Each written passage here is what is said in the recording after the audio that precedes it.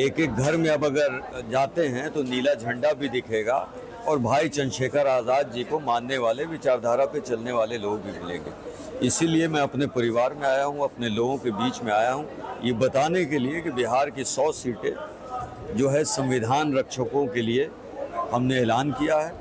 जो आप देखें कि जो लोग सत्ता में बैठे हैं और जो विपक्ष में बैठे हैं वो किसी भी तरह से दलित समाज को, मुस्लिम समाज को भागीदारी नहीं देना चाहते।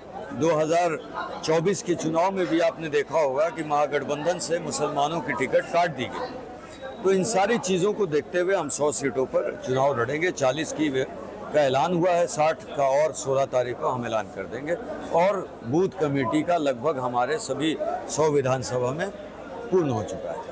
महागठबंधन एक तरफ तो दूसरी तरफ एनडीए, क्या होगा? राजनीति की तो 100 सीटों पर घोषणा कर रहे हैं। देखिए, एक तरफ युवराज गठबंधन और एक तरफ संविधान विरोधी गठबंधन। अब ये कहें तो ज़्यादा अच्छा होगा, क्योंकि गठबंधन तो युवराजों का हुआ। इवन कि वीआईपी को भी ये इसलिए पूछा जा रहा है क्योंकि हेलीकॉप्टर की व्यवस्था होगी। लेकिन किसी गरीब पार्टी को, शोषित वंचित समाज के लोगों को अपने आसपास तो जगह नहीं दिया। इन लोगों को जगह देने के लिए आज़ाद समाज पार्टी और भीम आर्मी है। तो हम उन दोनों से 100 सीटें, वो भी इंडिया अलायंस को हम चाहते हैं कि भाजपा को रोका जाए।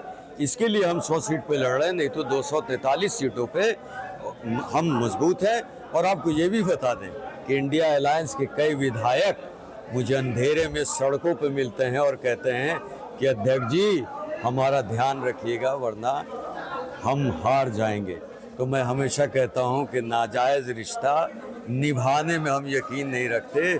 जिस दिन रोशनी में खुलेआम सबके सामने मिलोगे तो समर्थन भी मिलेगा और साथ भी मिलेगा। अध्यक्ष जी, एक बड़ा फंडा 85-15 की घोषणा और 85-15 का गणित आपने अपने कार्यकर्ताओं के बीच में अभी एक चुनावी माहौल तैयार करने के लिए है या बिहार में इस पर मुहर लगेगी?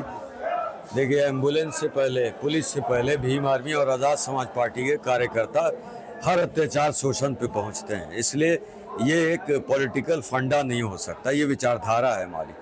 दूसरी तरफ आपको ये बता दूं कि ये 85 की विचारधारा इसलिए नहीं है कि हम 15 पे हावी हो जाएं।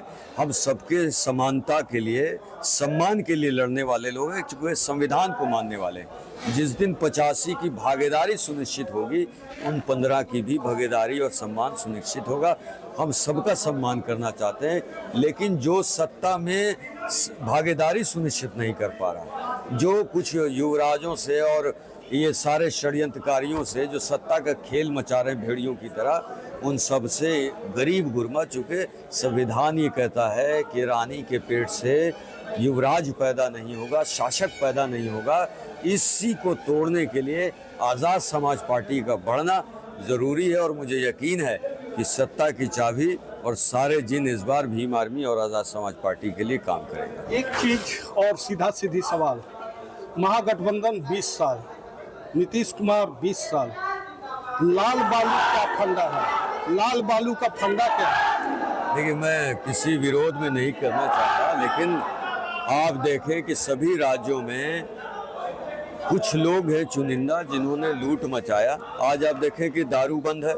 अब दारू जो है वो ऐसे डिलीवर हो रहा है कि रैपिडो भी उतना फास्ट डिलीवर नहीं कर पाता।